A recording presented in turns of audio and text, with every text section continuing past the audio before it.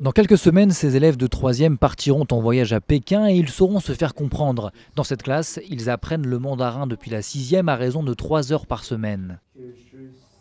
Au début, c'est assez difficile, mais je pense qu'une fois qu'on connaît quelques bases après ça. Si je veux, par exemple, travailler dans les affaires, ça peut beaucoup servir pour plus tard. Près de 30 000 collégiens et lycéens apprennent aujourd'hui cette langue, un chiffre multiplié par 3 en 8 ans. Même engouement dans les centres de formation. Ingénieur financier dans le secteur de l'énergie, Jérémy n'a eu aucun mal à valider sa demande de cours de chinois auprès de son employeur. Cette demande personnelle rejoint aussi une volonté du groupe pour lequel je travaille de développer ses activités en Asie. Si l'anglais reste la langue des affaires, la pratique du chinois est aujourd'hui un atout majeur pour les entreprises. Si on fait un effort vers la langue, ça suppose un effort vers la culture. Et la culture, c'est fondamental pour pouvoir s'implanter dans un pays et se faire comprendre. Et pour avoir notamment une part de marché.